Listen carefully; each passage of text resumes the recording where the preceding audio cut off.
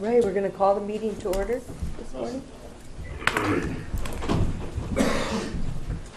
I pledge allegiance to the flag of the United States of America and to the republic for which it stands, one nation, under God, indivisible, with liberty and justice for all. Is Justin not here? No.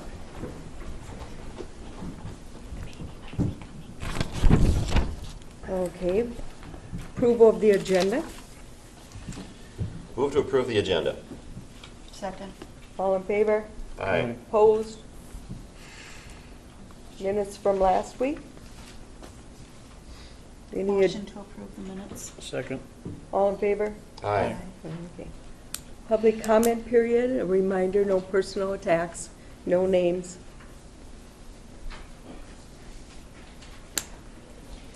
Dana, did you get a chance to look at that stuff? Yes. Sure will.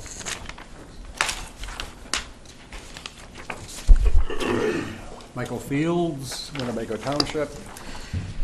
The county's way of interpreting the zoning ordinance is often at odds with what the ordinance and comprehensive land use plan intended. This interpretation leads to contradictions, glaring inconsistencies, and all too often legal trouble.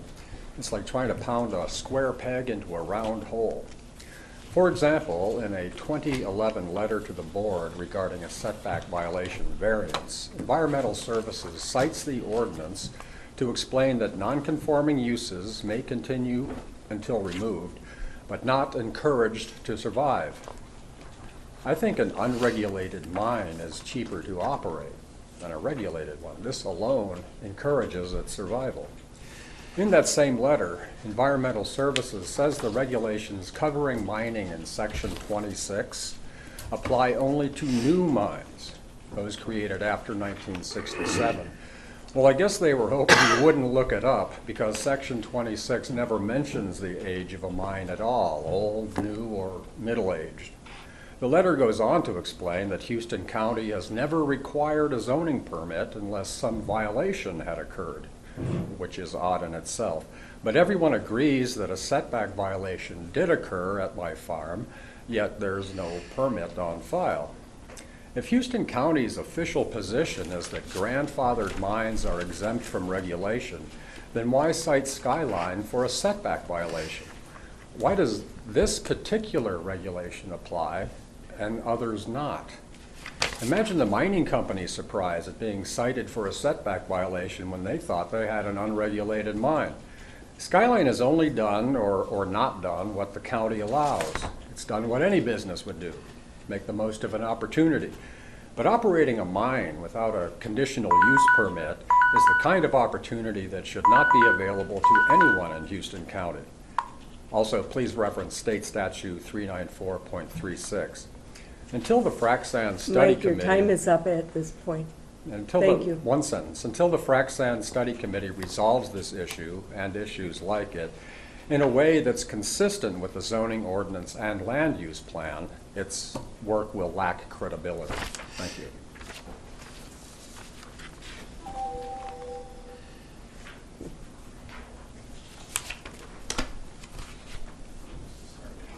Good morning, Commissioners. My name is Bruce Chemical from Caledonia, Minnesota. Today I'm filing a data request on the current results and deliberation of the law firm Lockridge, Grindle, and Nowen, their investigation of one or more Houston County employees whose offices or office are within this Houston County Historic Courthouse, pursuant to Minnesota State Statute 13.43, Division 2. We can't allow you to talk on this subject at Well, this yes, time. you can. No, because... I'm not mentioning anybody's name. No, it's not the name, it's that it's under litigation, and our attorney told us we can't have any discussion about it in I'm not public. discussing anything. I'm telling you. I'm sorry, but not until it's resolved. Thank you.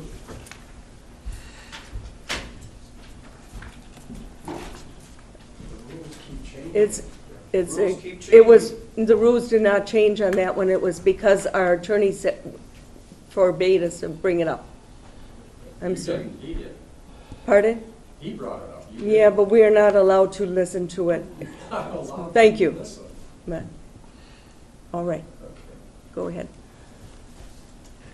Well, good morning, Commissioners. I'm Ken Jumper from La Crescent Township, and I'm here to make the same request that Bruce just made. We can't allow you to talk about it. We've been informed very strongly by our county attorney that we cannot discuss it at all at this That point. you cannot, or that the public The cannot? public cannot at this Public time. cannot discuss this issue? No, it's under litigation. But we So- can talk about whatever we want. No, Well, not in public. No, you can't. You can talk to us, but we can't even reply. I'm sorry. But that's what this public comment period is. We're always just talking to you and you don't reply. Why is this any different? We can't bring up anything in public comment that's under litigation. And you're saying this is under litigation? Yes, of course it is. It's a closed session. That's not litigation, Teresa. I'm That's just a sorry, closed we were session. told not to discuss it, Ken. I can't allow you to do that. You are not discussing it, he is discussing I can't allow you to talk about it. Thank you. I'm sorry, Well, I that's would what I like was told. someone to produce a statute that says that. You talk to our county attorney, she will give it to you. Well, I certainly am going to. That's the most outrageous, ridiculous thing I've ever seen in my life. Talk to our county attorney, she'll give you what you need. Thank you.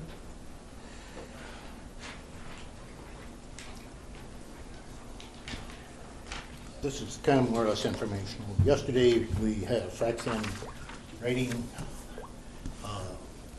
session, and we got into talking about access to quarries. I talked to a quarry or sand pit owner today and the MSHA rules say that it was talked about who could access and who couldn't access. No one can access, according to MSHA rules, and that can access a quarry unless they have training. You know, to actually go in there, even county employees driving a truck in there to pick up rock have to be trained in that stuff, and nobody can go into the quarry on a private truck without a written thing from the contractor or the owner of the mine. And there's a lot more stuff in it. But if there is an accident, somebody accesses that land legally or illegally, they have to notify MSHA within 10 minutes of the reported incident, or MSHA can fine them. So these are some things when we write this ordinance, and that we may be writing a whole bunch of stuff that's already covered under MSHA. So these are some things that I think we need. We're getting, you know, pretty well along on this thing. So I think this is some information that we need to find out from either quarry owner, somebody like that, you know, that knows the rules. And Brian, I'm sure, knows quite a bit about it. But these are things that we don't deal with, but we gotta know. Thank you. Thank you for your time.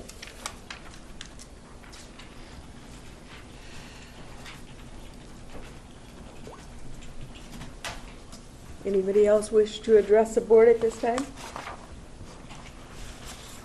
Okay. Brian?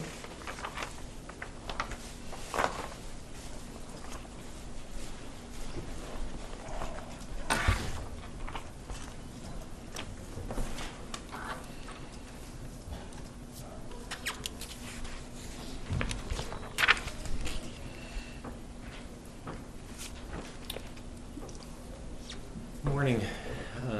Last week I handed out a USB drive to the board with pretty much all these files on it. That's I'm going to go through today, with the exception of I created a few additional files just for easy, kind of condense things down, easier for me to go through with some items with the board. But there's been a lot of discussion over the past few months or years, to be honest, on the existing highway facility and what to do as far as the replacement of the facility, different studies. And I wanted to bring the board up to speed on what's been done prior to going into sewer today. So I tried to arrange this file in a way that'll be fairly easy to understand and to look at. So that's why I kind of labeled the files with the 01, 02, and 03. The 01 existing highway building. there's some photos in here, and you know, there's a lot of instances where we go around our existing building where there's different issues. This water on the floor, this is in the main area where we have office space. And the water drains from this back area whenever it rains, and it goes down across this other floor space to the floor drain that's up on this other end of the room. I can take pictures like this several times a year if I want. So there's not a whole lot of pictures like this on the disc, but there are some like that. And then our existing facility, we're occupying about 6 acres. As you can see, there is quite a bit of space that might look like it's not being used. Down in the southwest corner of the site, we use that for storing materials as we get old cattle passes, culverts, sometimes they get put down there. This area up here is a space that, depending on the time of year, we might have great big salt and sand piles, or it might be empty. So, so that area, you know, might look empty when we go out there now, but if we haven't walked back, it's probably getting pretty full now with sand. But that changes throughout the year. We have our buildings. Elevation of this building in the middle is probably about, just without surveying it, which we do have the survey, it's 10, 12 feet higher than this building behind me, even more. Our existing shop, the office space, is probably 8 feet higher than this building. So we have some slope issues. So if we go to replace this existing building up here, we have some elevation issues that might affect the next building down. And if it affects that next building, it might affect the one down below that. So that's when we start getting into site issues. So as we walk around our site later on, keep that in mind that when we go to whatever we do out there, it could impact another building even if there's enough space if things were flat. Because they're not flat, it's going to start to impact other facilities. Our existing site, like I said, we're using about 6 acres. Another option would be to extend and use some of this area over here by the fairgrounds to build without impacting the existing building, maybe without impacting this building down here. To do that, though, it does impact the fairground. I know that they do not want their parking area cut down or any of that green space reduced, but it's something that's going to need to be talked about at some point. So when we walk around, you can ask questions and think about stuff out there as well. The facility we're going to go to, the facilities we're going to go to today is, we're going to leave here, we're going to go to our existing highway shop in Caledonia. Then we're going to go over to the City of Caledonia's facility, because right here in town, they have a building built in, I believe, 2008. Their vehicle storage building that was built is 60 feet deep. I don't have the length on it. Our existing vehicle storage is 36 feet on this side, and it's 40 feet on this side, or 45 feet on this side. So you're going to see how much bigger that facility is that they have depth-wise, and how much better it is to get move around the vehicle safely and have places to work. Afterwards, we're going to go to Crawford County. Their facility is, they have a 40-acre site. They're using somewhere around 15 acres, give or take a couple worth of spot that's paved or gravel. So their area being used is 2.5 times what we're using.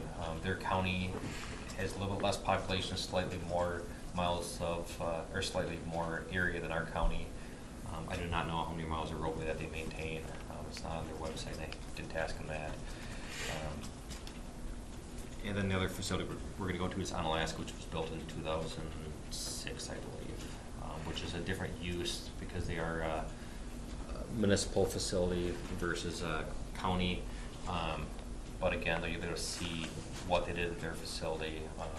Overall space, I think they're occupying about 5 acres. But they don't have the outside storage. They don't have the sand piles like what we have.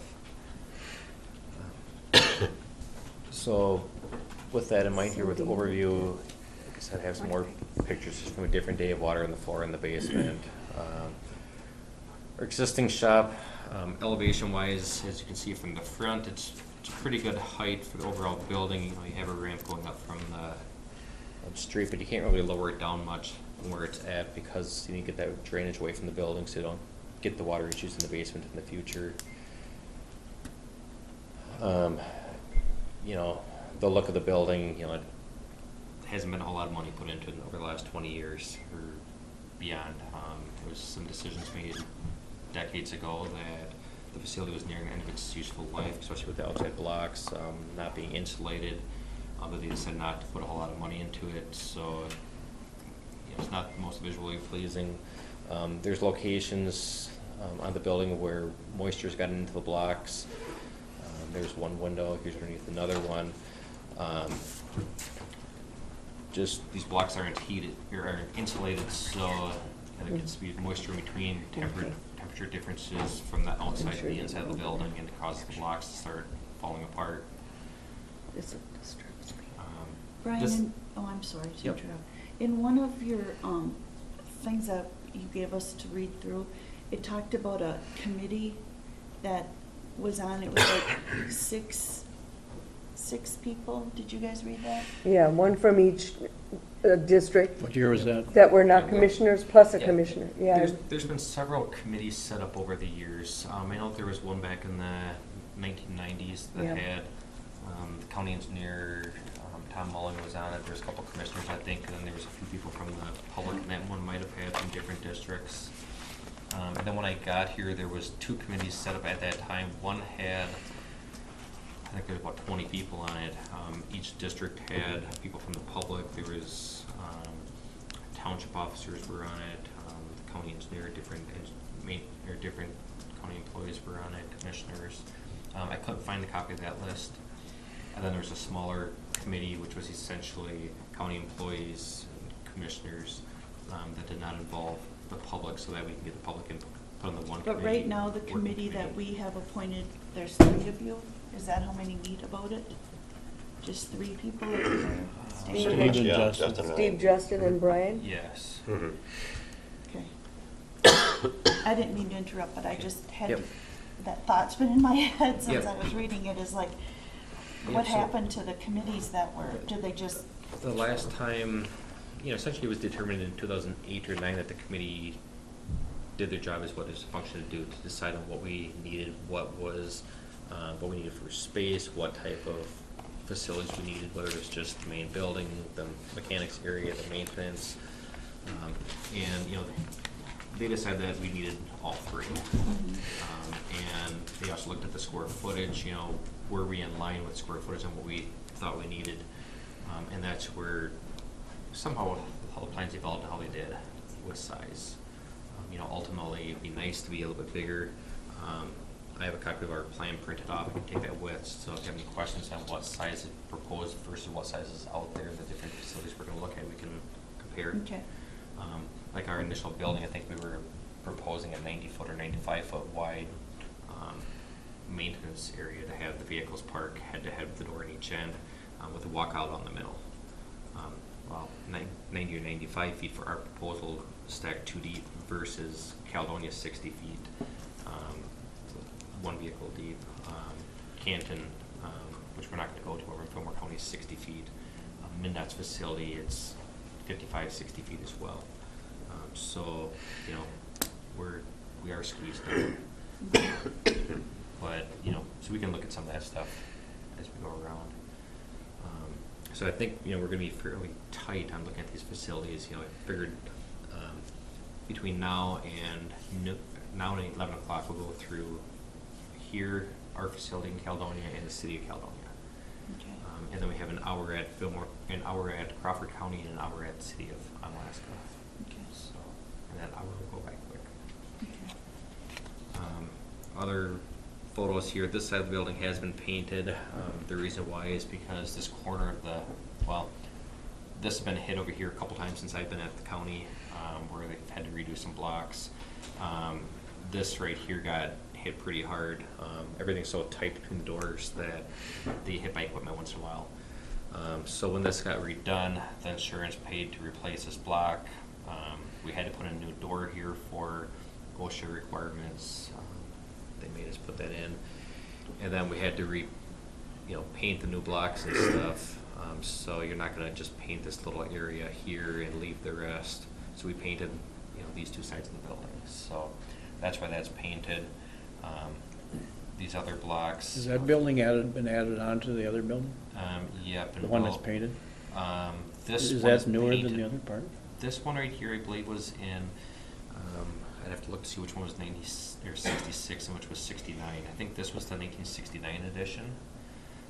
This part over here, in our engineering space, was in 1966. And then the main office space where Sheila's at, my office, stuff right down below where Tom Mulling is, and our mechanic, that was 1949, I believe. That's the original.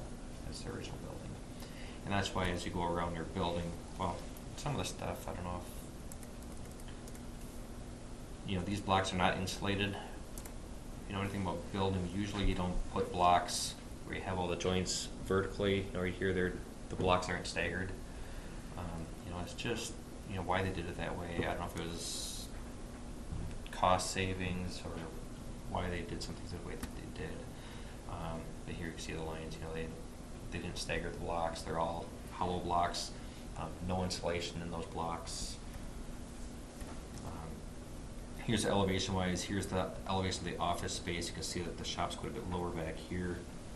This is where we do all our material testings inside this lab trailer. And if you look back, elevation of the main building's way up here. This building's, quite a bit lower. It really doesn't show how much lower it is than the main office, but it's quite a bit. Inside the building, this is going from one of the bays going up to where the old, or the mechanics area is. There's a couple steps there. There's a ramp built over it. So that's, change of elevation from here, going up there. This is where our parts are at, is behind this wall, so we go down steps to get any of our parts. Here's the mechanics area. You can see it's not very tall for the ceiling. You can't really do anything to lift that box of a truck up to work inside. Here's with a pickup. If you put a plow inside, the plow is way up, not far away from the lights. Here's the other storage area. The trucks are out of here at the time, and most of them are. Here's a different ramp. Here's what we have for a truck. This truck has maybe a foot to foot and a half behind it between the door and the back of the truck, and that's without the brine tank on it. Here's where the front of its hookup for the plow is, right here. Pretty much line up the front of the ramp. As soon as you put that plow on it, it comes way up to about in here. I believe that we're going to have the truck is going to have the plow on it today when we go by, so you can see what it looks like with the plow on it. We won't have the tank on the back. Going from the mechanics area, then there's a step going up into a platform, and then there's a set of steps going up to the office, and also steps going down here, down to the basement. So a lot of steps in the building. Here's the basement area where the water comes from down there, down another step back. Parts area behind this wall, parts back there.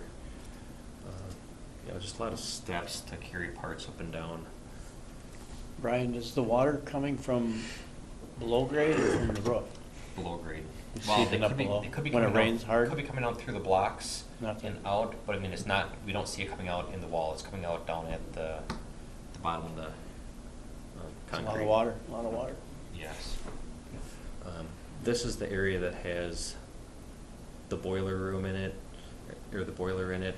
The boiler's been replaced since the report that was initially back in there from 1992, I believe, the energy audit.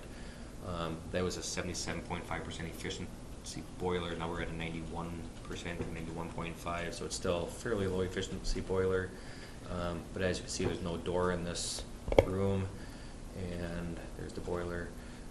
Up on the ceiling, it's all wood trusses, so a boiler room should be fully enclosed, fireproof for a couple hours in case there is some type of accidents contained.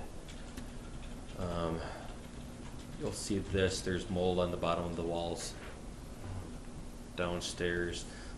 Any type of file cabinet or anything that's been down on the floor in that area with the water flowing across rusts out. They actually cut a line in the floor here to help the water drain out of this back area onto this floor to go across to get to the drain. It's the parts area. We have plans stored back in that. Oh, that's the front door. This is the door that goes out into the main shop from the back storage room. There's a height difference, we need to carry it up the steps. I think it's probably enough pictures for now.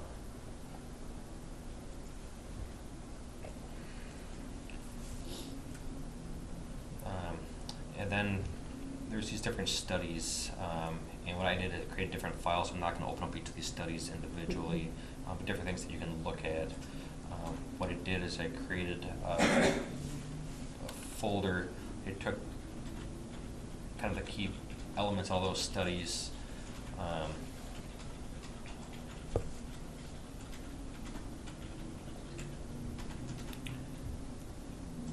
So from the Max audit report, this would have been done in 1993, I believe. Yep. Yeah, 93. Okay, so the original building, I believe it was built in 1949. The additions says early 60s. The one other study says I believe 66 and 69.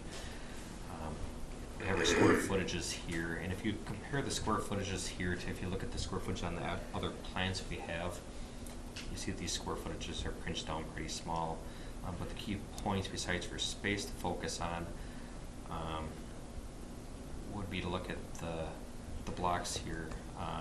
This one says that the exterior wall of the office part is believed to be insulated inside the concrete block. Other reports are all saying that it's not insulated, so I don't know which one's correct with that. That's for the main 1949 edition or building. The first edition, which does have office space along with the garage and repair facility, 12-inch concrete block walls without insulation. Oh, never mind, that's the one without the office space, so that's 12-inch without insulation. Second edition, same thing, 12-inch lightweight concrete block without insulation. So we're not insulated very good out there, so there's some energy efficiency things. Lighting is essentially set up for old school way of doing things with all of the computer interacting type stuff. Overall office conditions, and remember this from 1940 or 1993, talks about the cracks in the blocks, potential structural issues, stucco above north windows, cracking and falling off, indication of water entering the cement block cavities, cracked windows which have not been replaced, damaged door, but that has been replaced. The main office door has not been replaced, that's still in existence. The roof has not been replaced since '92, but there has been some spray done over the top and some foam to help keep the water out. So we don't have any leaks currently, but everything's got kind of a shorter term patch.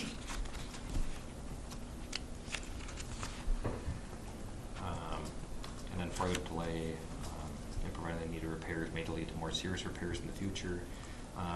Ventilation, here's where it talks about current building and boiler codes. Ventilation, we didn't even, in 1993, the building already did meet the current codes at that time for ventilation.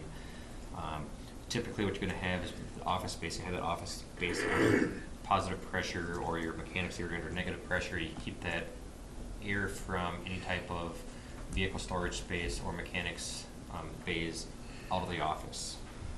In our case, one of the pictures from the reports later on shows a person holding a piece of paper and the air is being sucked into the building. Our building's actually under negative pressure compared to the shops, so any type of contaminants in the shop, those fumes and vapors get sucked into our building, which is not good. Boiler room, this talks about the requirements in 1983 with having the minimum 2-hour fire rating for the walls and ceiling, which we do not have.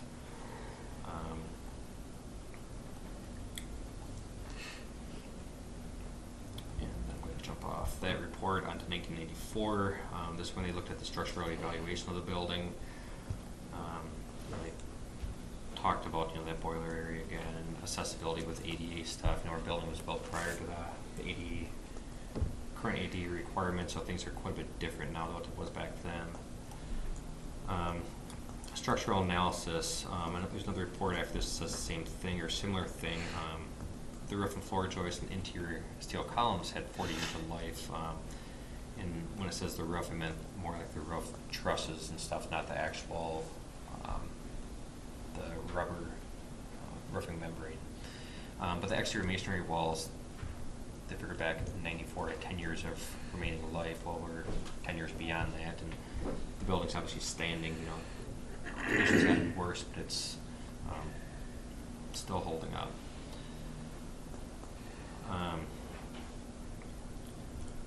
Exterior building, you know, just talks. There's several different things with the blocks, with the condition of the blocks, how they've been put together. Just not ideal.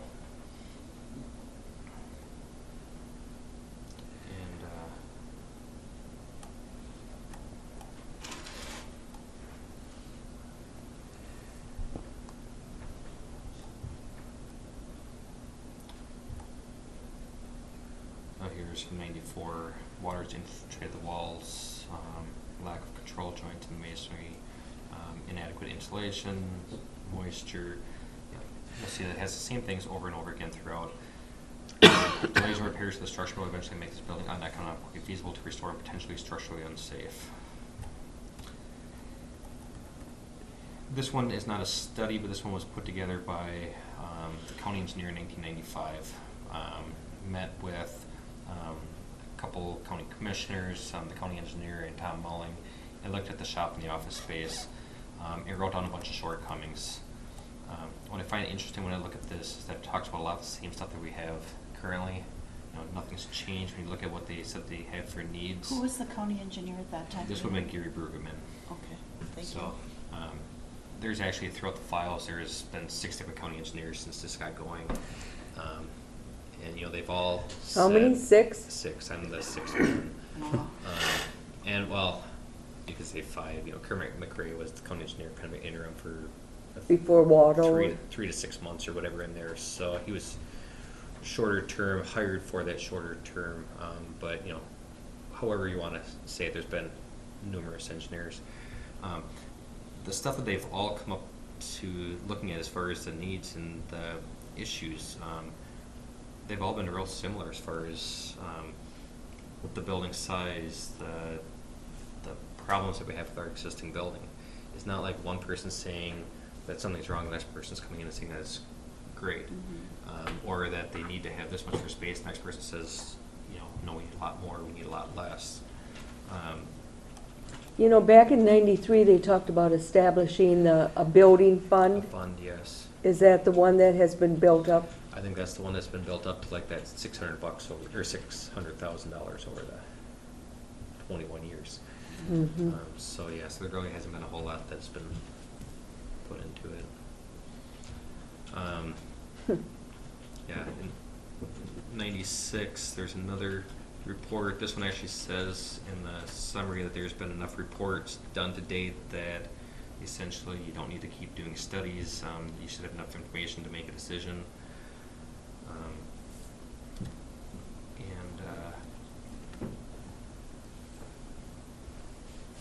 Some of this stuff.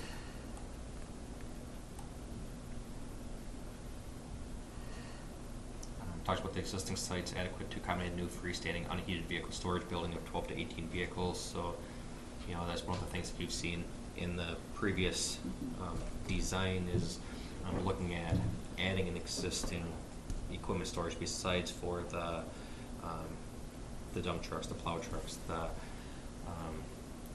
motor graders and stuff, is to have another building for the pickups and the other smaller equipment. So it was talked about back here in '86, so it's nothing new on that end. Right here's where it says sufficient studies and reports have been offered. Recommend a decision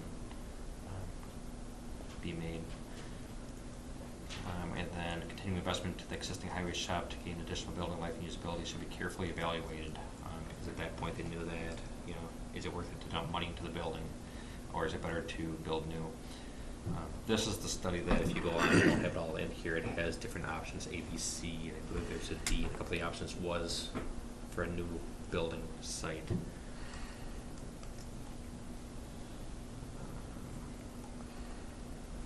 different deficiencies. The office space, you know, we don't have enough storage for records and files. We have stuff over at the Meyer building currently. Conference room is way too small. Two vehicle storage bays, you know, talked about the ceiling height, about how that's deficient. We don't have a wash bay, designated welding area for ventilation, 3 to 4 additional heated bays. So, you know, if you look what we have now, we have 6 bays, 3 to 4 additional, puts us at 10 bays. And we've been saying we need to have 10, we'd like to have 12. You know, we don't have the wash bay. If you look at the City of Calhoun's facility when we go there, they have a wash bay in their building that was built in 1970. I can't remember what year it was. It was in the 1970s. So, you know, back in the 70s, they were putting in wash bays. We were built in the 60s without a wash bay. Existing vehicle storage bay is too narrow for the truck with plows in the front, wings attached. Larger parts for storage area. This is the one part where over time, vehicles are getting so much more customized that you can't do certain things in the house. So our part storage area can actually probably be reduced from our existing building a little bit, just because of having to send stuff out with the different electronics on them. Separate room area for the oil storage, that's in our plan. The supply storage, locker area with toilets and showers.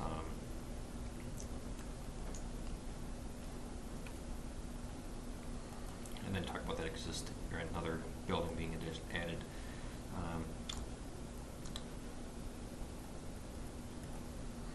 Structural overview, it all kind of, everything goes back to the same stuff that we've been going over, so I'm not going to read all that stuff. ADA deficiencies, there's different ADA requirements that our building doesn't meet. There's been some modifications trying to upgrade our facility by adding that ramp at the front instead of having steps. We do have a drinking fountain that is the height that's supposed to be for getting a wheelchair underneath the drinking fountain, getting a drink, that type of stuff. Bathrooms have not been updated. You know, if we had someone with a wheelchair, the doors are too narrow. There's some different issues there, but most of the ADA stuff in here has not been addressed.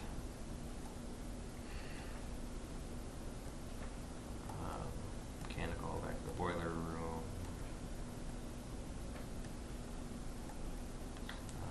Ventilation.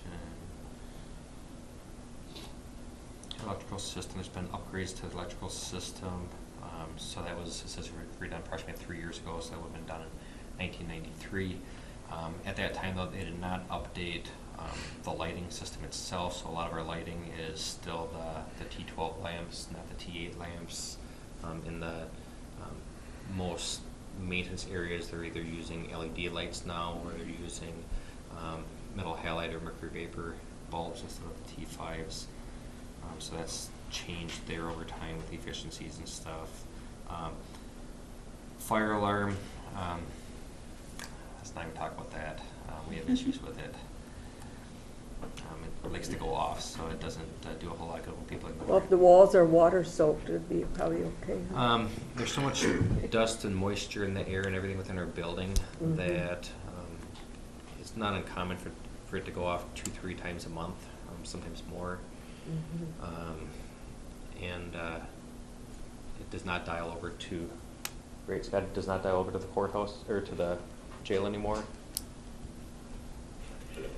I don't know, there's no Okay. panel in there, but Okay. it's not being monitored. Yeah, it doesn't, I believe that it said it doesn't even Well, dial out anymore. The panel's probably gone out, so I know it's not working anymore. Okay. So, you know, when you have a fire alarm system, that when it goes off so much that, you know, one person will get up and they'll shut it off and they'll walk around to see if there's something. But it's not like everyone gets up and leaves, because having enough false alarms, you start to ignore it. So, 1996, this is MCIT came through and kind of talks about that ventilation again.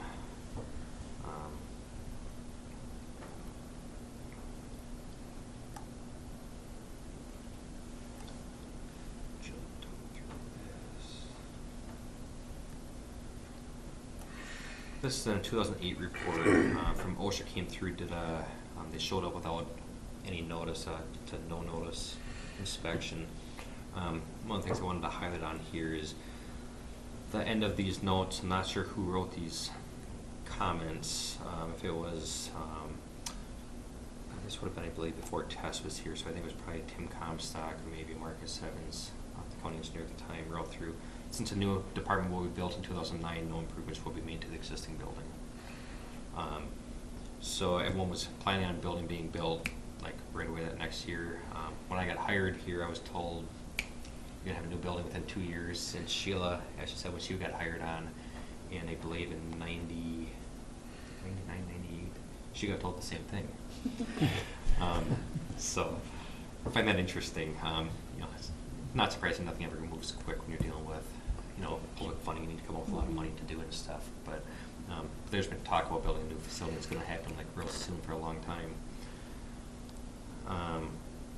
Interesting how it says if houses 6 or more vehicles, floor ventilation is needed. Yes. But since a new highway department will be built in 2009, no improvements will be made to the existing facility. Yep. So to put the ventilation in to meet current codes, it's not worth the money. Would have been very costly, yeah. Yeah. And when we go over to the City of Caledonia's shop, they were talking about, we were looking at some of the different stuff there, and Mike Girardi said it was about $350,000 to build, 360, can't remember the exact number. That was in 2008. He said if they built it now, it would have been probably a little bit over $500,000. And I can't remember if they have 4 or 5 doors, 4 or 5 bays. So we need to have twice as many bays. We'd have to have, you know, a little bit more than twice as many bays. And then he said if it's any bigger than what they have, they would have had to sprinkle their system. You know, they have you know, grease and oil interceptor, which we'll need to have, you know, to account for any type of drainage off the vehicles, so capturing any type of pollutants before it gets discharged into the water supplies. So there's some code issues. You know, again, it comes back to when you start looking at the costs, and is the costs that have been provided by HSR accurate or not? You know, everything starts to really add up, and where it does look like it's accurate.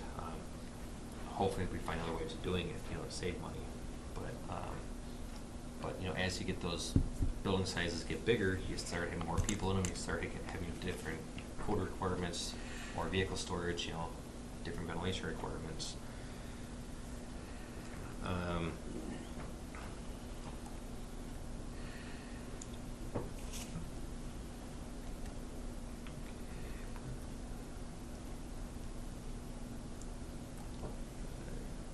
Jump on ahead of this. In 2009, we had a complaint. I believe this might have came to be after the OSHA inspection. There was a complaint filed on the air quality of the building. So the county hired HES, Applied Environmental Services, to come in and do an air quality study. So they did this study, and it has some things that I'll mention as we go through this, but one of the things to keep in mind is that when the study was taking place, we did not have any equipment being operated on our entire site.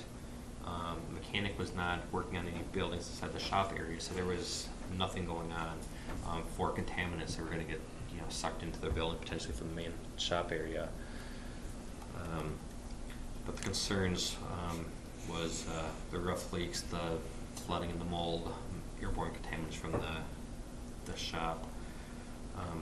Ultimately, what it says is that the carbon monoxide and carbon dioxide were within results, within the guidelines.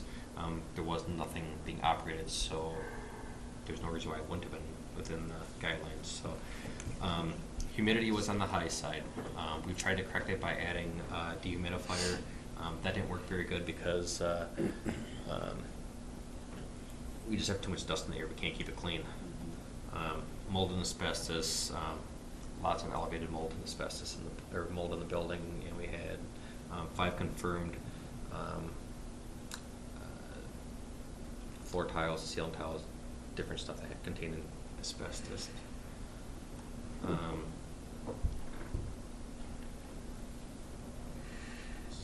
So go through this. We essentially, the water damage and the mold was the biggest thing that came out of that study. And that the mold inside the building was different than the mold outside the building, which is an indication that we're not getting outside mold into the building. It's different type of mold. Front entryway, we repaired some of this, but you can see that there's mold up on the door trim. We had mold on the bottom side of boxes and stuff. Anything that had boxes, we took off the floor. We got everything cleaned up with the mold as good as we could, but not off the wood trim and type of stuff. That's just nasty. Yuck. Some of these open areas we tried to get sealed up so we don't have quite as much exposure from the outside air getting sucked into the building from our shop. The water area that this talks about, a possible moisture intrusion area, this is on the opposite end of the building where the water comes in. So if water does come down into the building, that's not where it's coming in. It's coming in from someplace else. It could be contributing to the groundwater in that area, but that's not where the water is actually getting into the building. So mold on the asbestos pipe insulation. And then this one we had following Hammer over in 2009, again looked at what was issues with our building, and they didn't know where to start. Essentially, they said, you know, what do we even put down in a letter to indicate what you have for issues, and told them to put whatever they wanted. They essentially started talking about, you know, different fire separation we don't have, the lack of exits. In a nutshell, the entire building has outlived its serviceable life. That pretty much sums it up. So that's that. So if you haven't looked at the files, you can look at them in more detail later on. Board minutes, copied 323 pages worth of board minutes. Took me about 2 hours to get through it. Yep, I'm not going to go through this at all. Thank you. But you know, I started from back in 93, I believe, is when this stuff started in there. So anything that had board minutes dealing with this, different files and attachments, tried to put in here. The key thing I wanted to just let you know is that it's been discussed with the board a long time. A lot of discussions aren't in here because they took place at subcommittee or took place at budget meetings, which there weren't minutes kept at that time.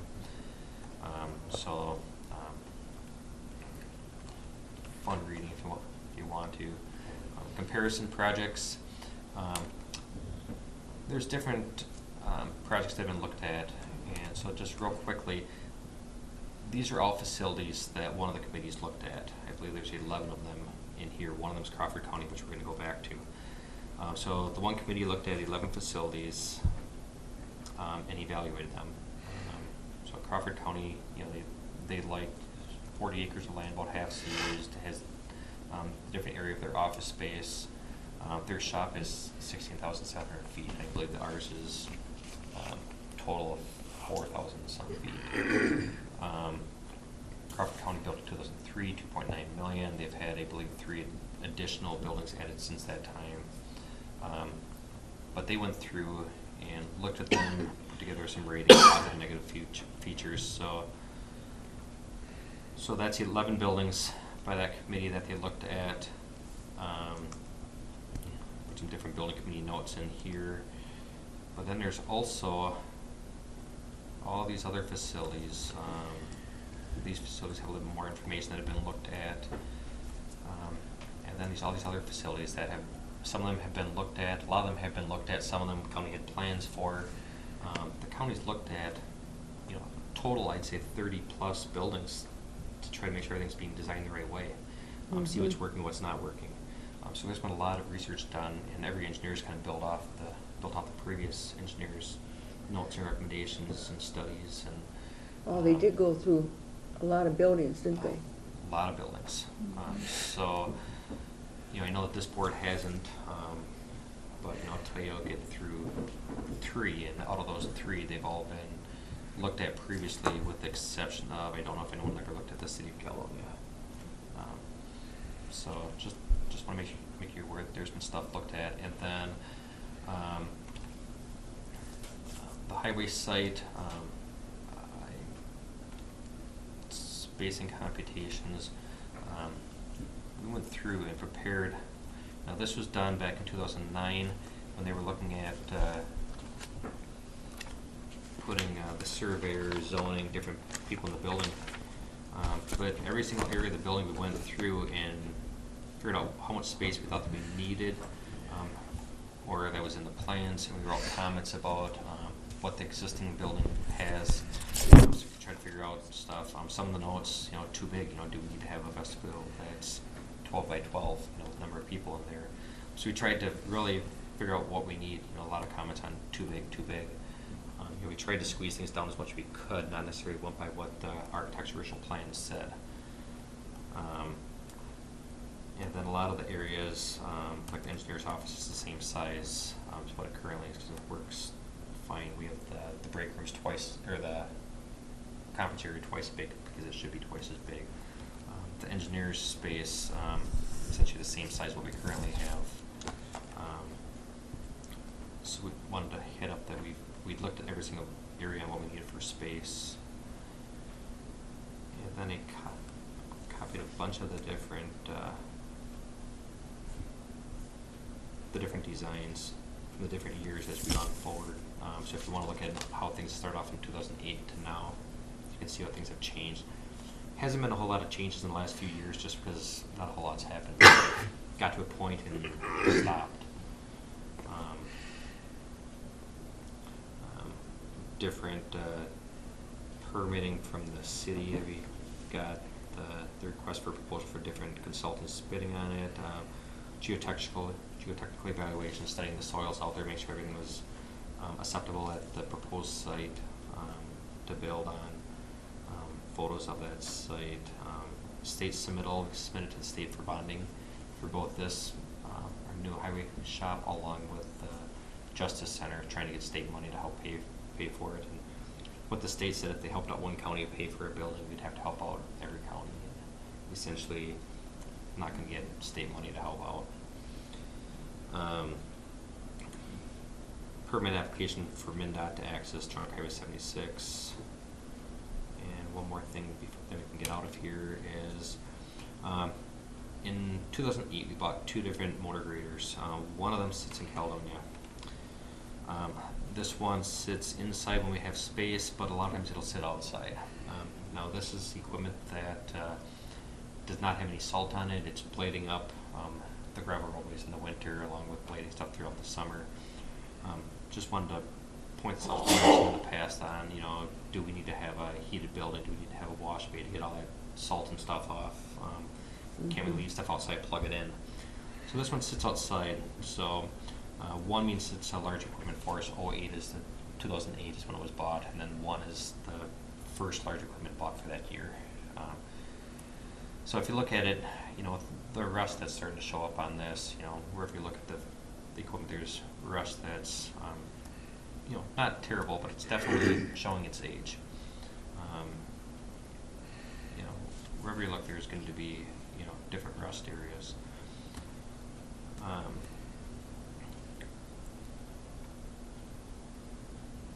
The other blade that we bought at the same time is sitting in Spring Grove.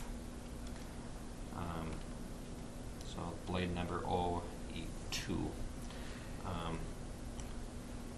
There is no rust on it. It looks like it's pretty much it's brand new. Same age? Same age. We got them at the same time. Just shows you what happens when you have stuff sitting inside versus outside. And this is vehicles that don't touch the salt except for when they're going down our county highway to get to a gravel roadway. So, you heat the building, you have the vehicles cleaned up inside the building, they hold up longer. What year are they? These are both 2008. 2008. So otherwise, you let them sit outside to wait for them to warm up, which means 20 minutes to, that one in Caledonia, sometimes we wait an hour for it to be fully warmed out where we can go, usually about 20 minutes. But on a really cold day, or if you're having issues, take a long time. You're paying staff to stand around waiting for something to warm up. They have stuff they can do, but it's not as efficient as just hopping and going. And then you're going to be replacing it quicker. So either you build the building, put it inside the building, or you buy equipment, pay for parts. So any questions on anything here? Want me to go up or anything else? Otherwise, we can head out to. We have a question. We have a question in From the the back. audience. Brian, do any of your current plans include our cold storage issues? And if the highway shop is redone, what happens to our cold storage? Since we had Yep. planned, Yep. Yep. Back originally in. we had a bunch of storage in the CJC. When the CJC was cut back, it was supposed to be part of the highway shop process. We just wanted to make sure that the board still knows that we have a need for inside cold storage. It doesn't have to be heated, but we'd like to have something. We have a steel coal shed now, but it's much too small. This would be an impound area? Yeah. Yeah, well, okay, so if you go back, now this one has some X's on the plans. I don't know what different copies they don't have the X's, but essentially it's the same plan. So there hasn't really been a design on the existing site except for overlaying this plan onto the existing site. But the original plan right on this area was a cold storage area where some of that was going to be the sheriff's department's impound area, and then some of it will be, highway department cold storage stuff, the erosion control manning, different stuff we keep inside that doesn't need to be heated.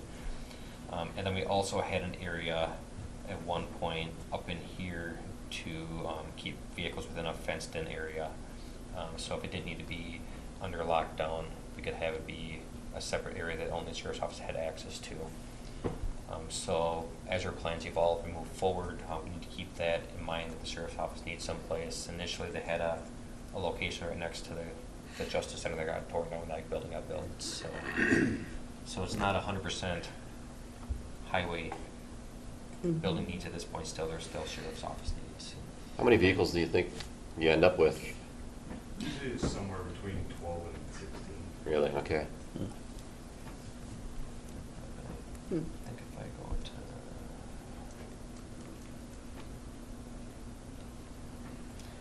so here's that existing shop. So I'll just show you this real quick before we go. Our existing shop falls under this area here. Not very big compared to what the proposed layout is. And this is just for the mechanics area, not counting any large equipment storage. Large equipment storage is over here in this area. So to get the mechanics area, a new shop, which you're going to have everything up at the same level instead of having part storage in the basement, it's going to increase that square footage just by having everything at the same level. And putting in this heated large equipment storage, how can you save this existing gravel shed? That's where I've been saying, you can do stuff on the existing site, but it's tough, and even with this, you're impacting the fairgrounds. Our total impact area right here is roughly, I think this was about 9 acres as is laid out, because we don't have the pond in this. We don't really have any new roadways. So if you add an additional 3 acres worth of stuff, you really take up the majority of the grounds as parking. And Right now, we have 6 space. acres in the existing area, so we would have to add 3 acres from the fairgrounds. Yes. In order to build this on here. And then you still get into some slope issues where there might be some retaining walls to make that happen even within that footprint. What's the ramification then of when you lift this all up to level, then you have to deal with all the drainage that's gonna go into the trailer court too? We need to keep, we can't push our water off onto someone else. So if we increase our drainage, so in this case we'd have 3 additional acres worth of impervious area. It's going to be either paved or buildings or rock. We'll need to make sure we don't have any more water running off from that additional land. So there's some ponding or swales that need to be for that. And then we can't have the water drain off in different directions. So if the water currently isn't draining off, which some of it drains off into a ditch along the trailer court, but we can't increase that water draining that way. We need to keep the water on site until we reduce that volume down to the same or similar to what we have currently. So most of the water is going to need to drain down to the south and get captured down by the fields, and then we'll, put a pond in that way. The other option, I don't know if I should have mentioned that, if you want to stay at the existing site without impacting the fairgrounds, you could always consider buying land behind the trailer court, or buying land out in this field if you have a willing landowners to sell on those sites. Fairgrounds is nice because we own the land, although I'd be willing to bet that every single person on the fair board would say It's gonna be a no. do not go there. Right. The county's lease with the fairgrounds, I believe, goes another 4 years. It might be 3 years now.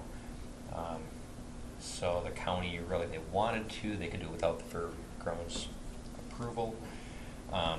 But public relations wise, probably not the Not good. best way to go.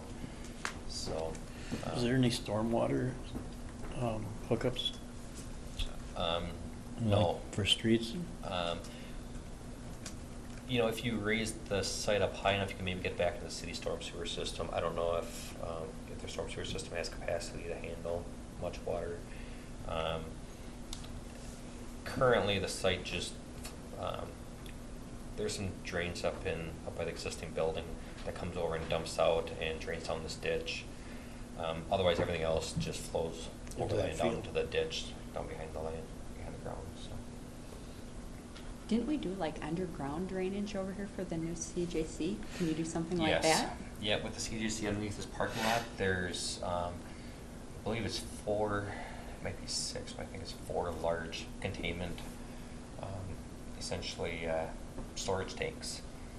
So as it's raining heavy, the storm sewer system can't keep up. You can't have more water leaving the site, so the tanks fill up, and then the pipe leaving the tank is small enough where it restricts the flow out, and as that rain lets up, the water keeps flowing out, and eventually it catches up. So that's the solution out It's like here. a big underground pond. Yes, it's an underground pond. Cost of doing that versus having a surface pond is probably 4 to 6 times more expensive. So if you have the land, a surface pond is much cheaper is the way to go. Usually when you get into the tank storage, you're getting into areas where it's in a city like what we have now. It's going to be really big in the big cities that are really getting pinched down in space. And unfortunately, we don't have sandy soil, so we can't just put it into a tank and infiltrate it into the ground. It's all needs to be essentially piped out eventually. Mhm. And haven't we had runoff problems into the farmland behind there that we've had to deal with in the past too? I thought that at one time I'd heard that. I think there's been some comments, a little bit here and there in the past, nothing major that I've heard of at this site. We've had different sites within Houston County. We've had sites, or I know of sites in other counties, nearby counties, that the runoff was causing problems, whether it was the sand or salt, and they put up hoop sheds or other buildings to put the stuff in. Currently, the MPCA is doing a study on the sand impacts within the metro area of the Twin Cities, and ultimately it's filtering down, where essentially what their new regulations that are coming could potentially mean that not only do you have your sand kept inside of a building at all times, sand salt piles, your mixing area of that sand and salt needs to be undercover along with your loading area.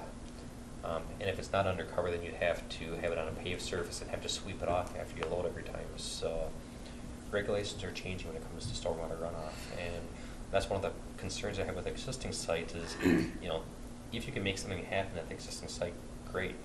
The neighbors are used to it. We've been there for a long time. You can avoid some of the potential concerns by the neighbors just because they're used to you. At the same time, you don't want to build something that you can't come into compliance with future regulations as things change, and you can't pinch yourself down. So if you need to have more space, you're locked in where you don't have more space. So it's a tough decision as far as which way to go. And phasing things in sounds great. If we could phase it in and spend $1 million or $2 million now and spend another couple million in 5 years, that'll be ideal.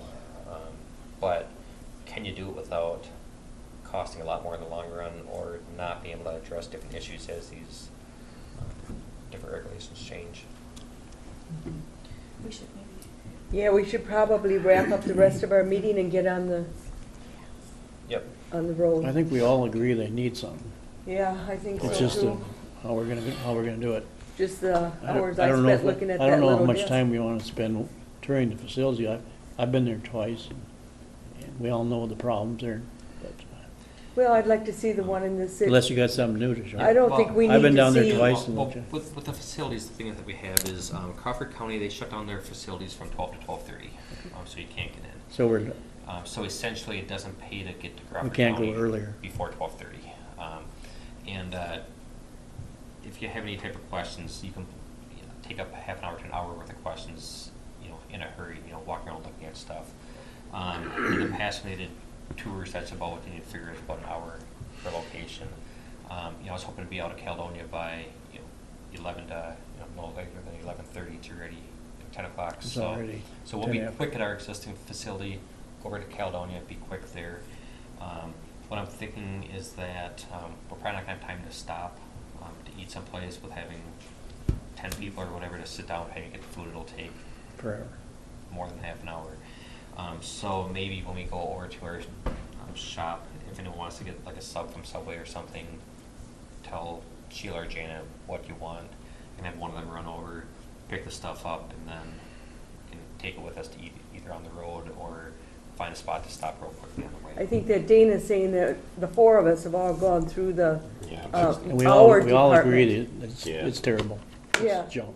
we've all toured our I don't shop. like it, I I think don't we think we- want to get some ideas for the others. Yeah, I'm looking forward. I mean, but I could we, do think that, But I think it'd be nice to stop there, just even if it's only for 10 minutes, just to Yeah. kind of look at some of the stuff for spacing needs, and to get a okay, All right. to get a Yeah, feel. that's If you got something new, I'm all Why don't for we it. just we'll group there? Yeah, well, Take I'm off thinking, from there. that way you can get a Sure. quick, just a quick look at, what do we have for space?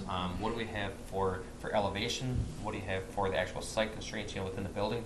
And then you go over to Caledonia, it'd be another building, and you see how much That deeper their sounds bay good. is. Yeah, that's fine. That Seeing sounds it fine. back to back, I think would be. I think we've helpful. seen most of your, Like I said, we won't be very long Dan in and our Craig, shop. I hope you'll join us if you're possible, Yep, I'm.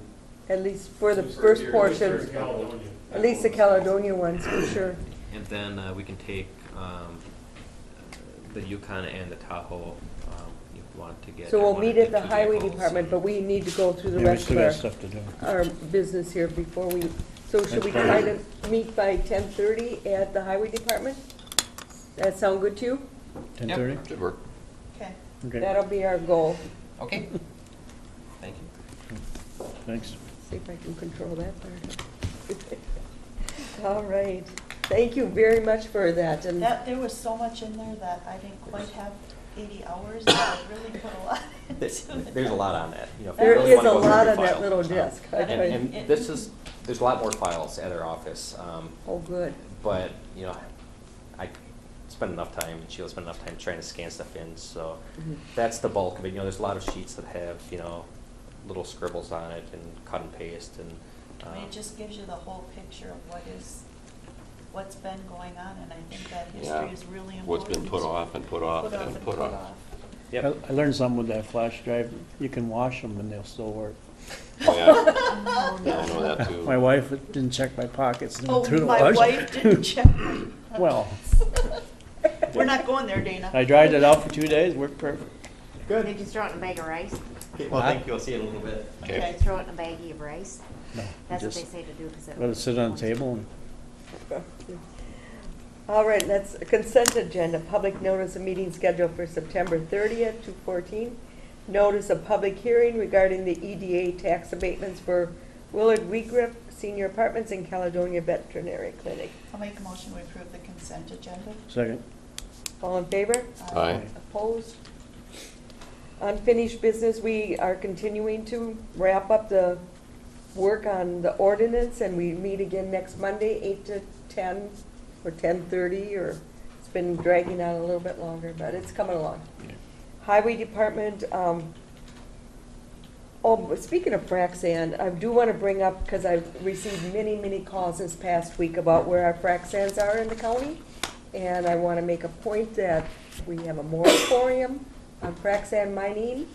We have no frac sand mines in the county, and we're working to protect the public and the environment with our ordinance committee. I don't believe there's any applications for a frac sand mine in existence at this point either.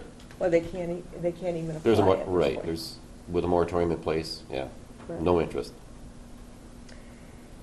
And Highway Department, we're gonna see plenty of that, so I'll let that one go. And nothing new in the courthouse that I've heard from Tess or anything. Has anybody else? Oh, No. Okay. Commissioner reports. Can we just add these to our next week? Be great. We should Yeah, get going. we could do that. Okay. Can I make a motion to approve the claims, human services, and license and disbursements? Second? All in favor? Aye. Opposed? Okay. And I just wanna throw in too, that this morning's public comment period, I was really following our policy by stating that matters currently under negotiation, litigation, or related to personnel will not be discussed in this forum. So I did follow our policy on that, Good job. so. I'll make a motion to recess. Recess, and then we'll Reconvene at the highway reconvene shop? when we get to the highway shop. Okay, Okay. I'll second it. All in favor? Aye. Aye. Opposed?